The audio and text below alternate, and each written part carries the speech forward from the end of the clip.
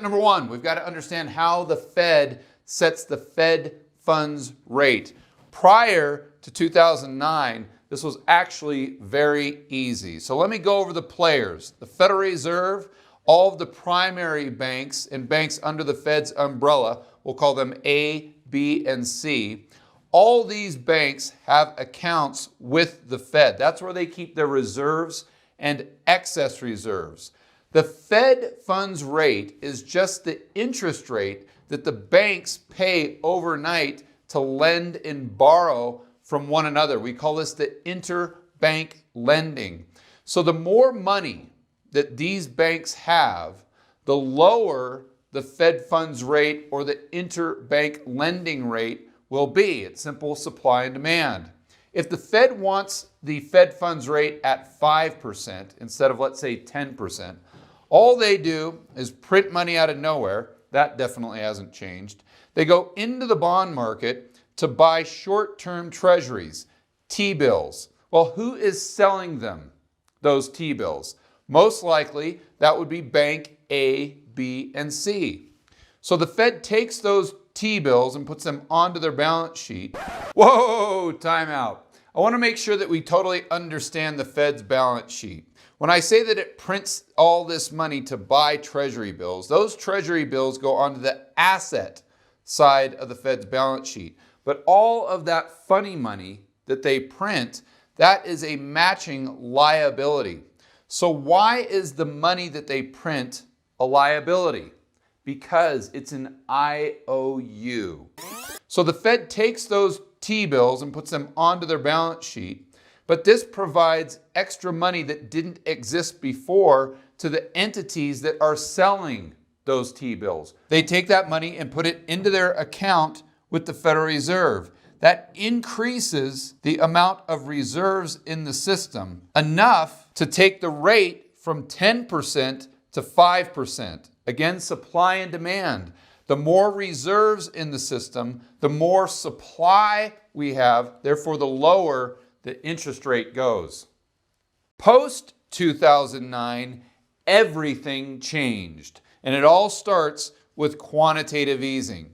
The first big difference was the Fed went from printing 3 little dollar bill signs to printing countless dollar bill signs. In fact, they've now printed so many dollar bill signs that they're literally raining down on them from the sky. They did this in order to buy longer term treasuries.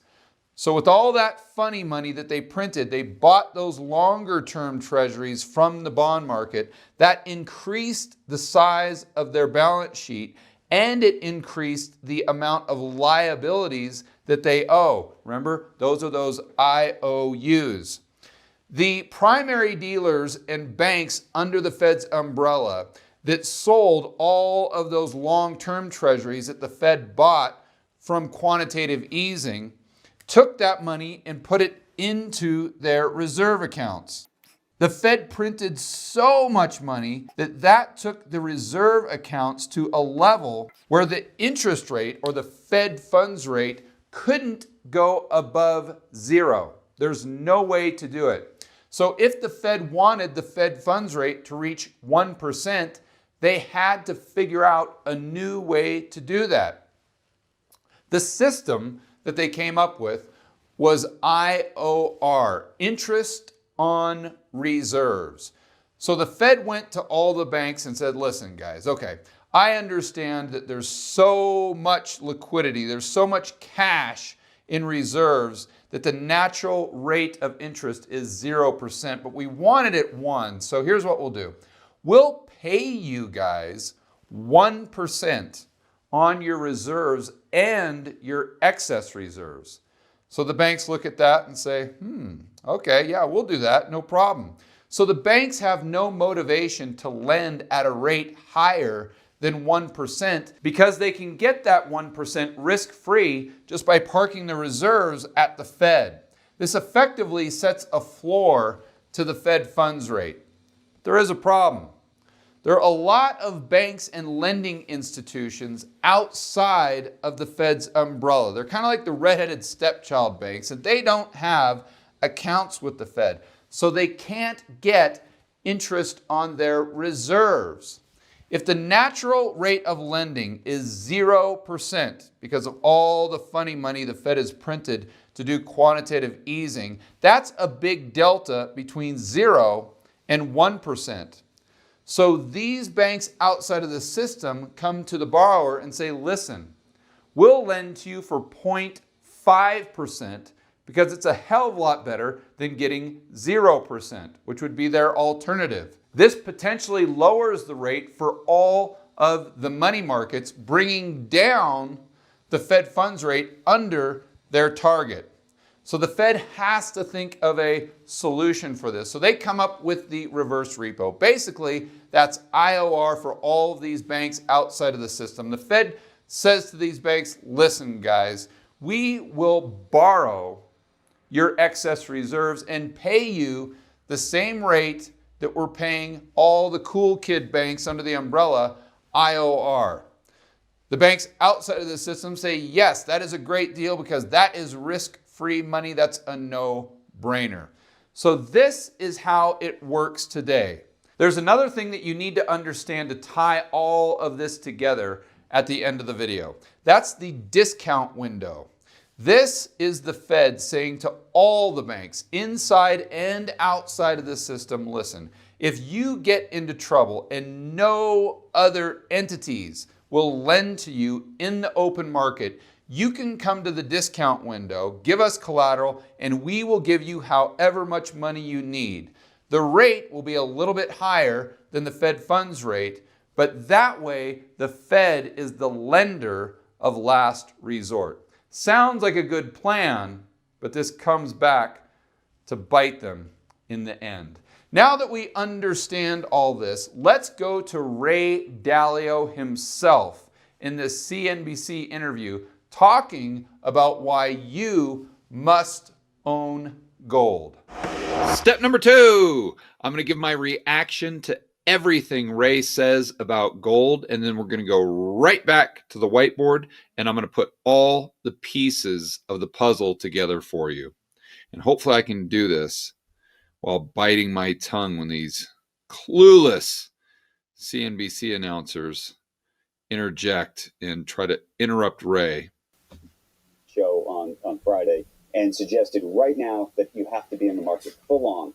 And so the question is whether everybody jumps on the train, everybody gets in full on, and then the problem arises. That I think that's most likely. But then the question is, when do you jump off the train? But also the question is, what do you jump into when you jump off the train? And the issue is, you can't jump into cash. Cash is trash. Okay? Cash is that they're going to, because they're going to print money. What do? You get out. Okay, so cash is not going to. So what do you do? I think that you have to have a certain amount of gold in your portfolio, or you have to have something that's hard. There are 3 monetary systems that happen. The first is, in the old days, it had intrinsic value. You'd carry around gold coins. Then we come up with the idea of banks or even central banks. And what they do is they create certificates, we call notes, that are claims on those things. And we print many more certificates than there is money in the bank. And then that's a linked system.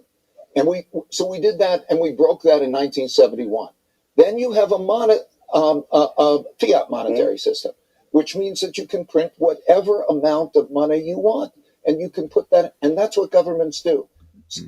Exactly. And it's so awesome to hear someone like Ray Dalio with an extremely high profile talk and think about gold the exact same way that we do. If we're tinfoil hatters, so is Ray Dalio. Who's going to do the buying? Central bankers and others. What are they going to hold as reserves? What has been tried and true? Are they going to hold digital Bitcoin? They're going to hold gold. That is a reserve currency, and it's been a reserve currency for 1,000 years. I don't want to. I know this is going to be the headline of gold. I want to emphasize a bit of gold is a diversifier.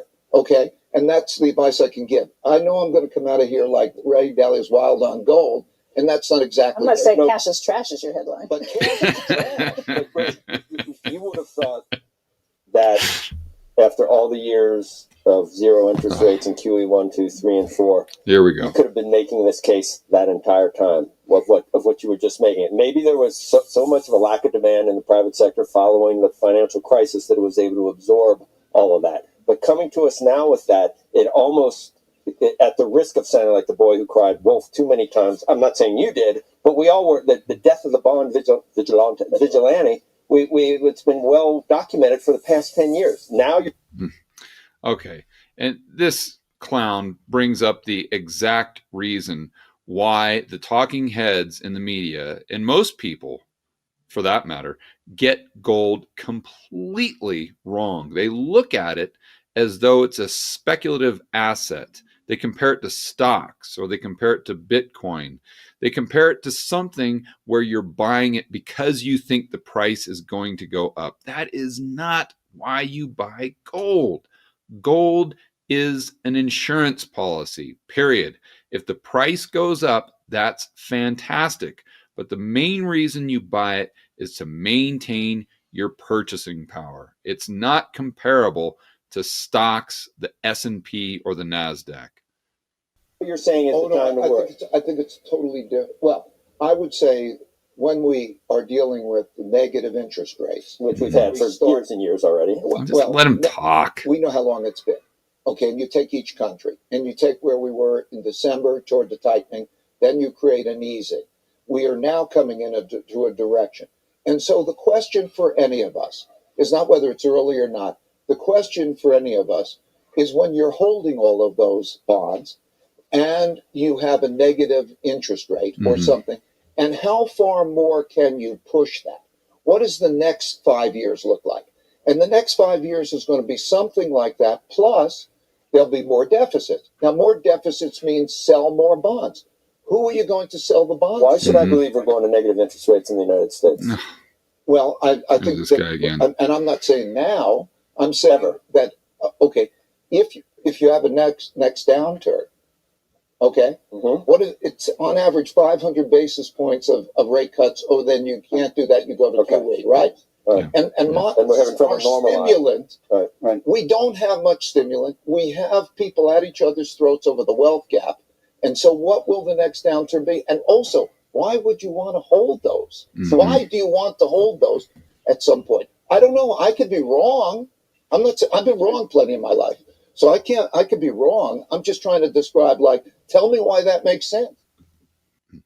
Of course, great points by Ray Dalio, and those guys keep interrupting him. It's so annoying. I don't see how anyone watches this stuff. But regardless, what Ray's saying is that he sees negative interest rates coming. He sees a lot of money printing because they're going to have to take it to the zero bound, meaning the Fed funds rate.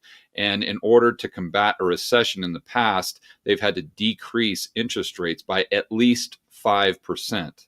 So how do you do that if right now positive interest rates are only 1.5%? So once you get to that lower bound, or once you get to 0% interest rates, you still have 3.5% to go. So Ray's saying that that's going to be made up in additional money printing.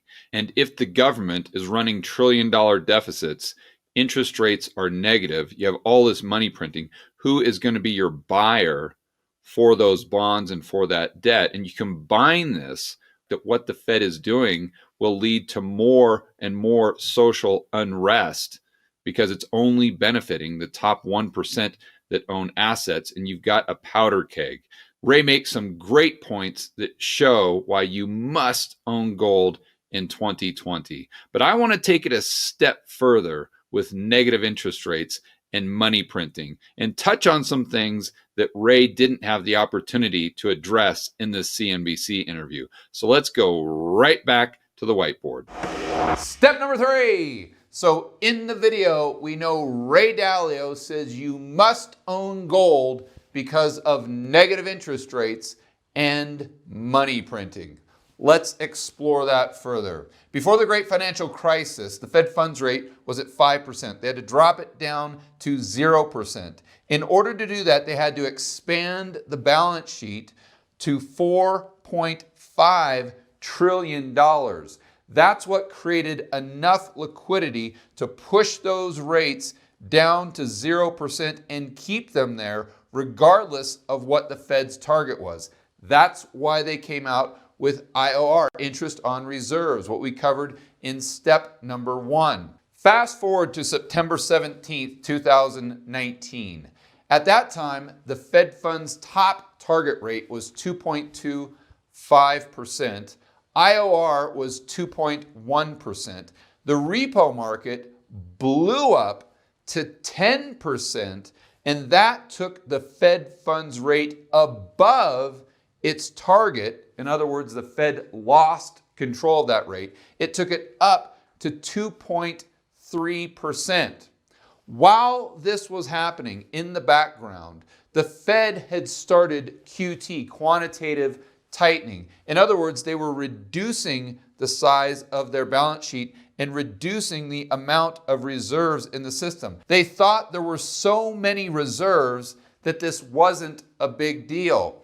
They dropped it down to 3.7 trillion, and all of a sudden, this happened. That means there wasn't enough reserves in the system. Since that time, they've had to add $100 billion a month to their balance sheet, which I'd like to point out is more than they were adding during quantitative easing 3, which was $85 billion. They've taken the balance sheet back up to 4.2 trillion to get the rate down to 1.5. So what we can conclude from all of these numbers, in order to get the interest rate, the Fed funds rate, down to 0, the Fed would have to add at least another 1.3 trillion to their balance sheet, or BS if you will.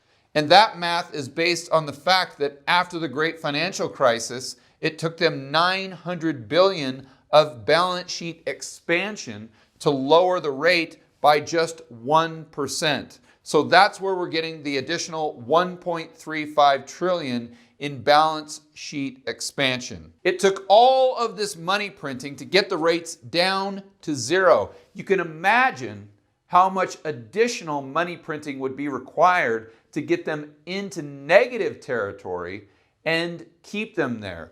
This is Ray Dalio's implicit point. But I'd like to expand on that. Just because the Fed drops IOR into negative territory, as September 17th shows us, that doesn't necessarily mean that the Fed funds rate is there. So they can dream about negative interest rates all they want, but it doesn't mean that the market is going to play their game. And there's one more thing. Remember the discount window that we talked about in step number 1. That is supposed to be the Fed's ceiling for the market. So any of these banks or entities inside the system or outside the system can go to that discount window and borrow at a rate just slightly higher than the Fed funds target rate. The problem with that is if any entity goes and uses the discount window, the market will know that they are bust because they can't borrow from anywhere else. That's the kiss of death, and it's a self-fulfilling prophecy. So effectively, the Fed doesn't have a discount window. It doesn't even exist because no one will use it. That means they don't have a ceiling for the interest rates other than additional money printing. And that is why you need to own gold in 2020. For more content that'll help you build wealth and thrive in a world of out-of-control central banks and big governments, check out this playlist right here, and I will see you on the next video.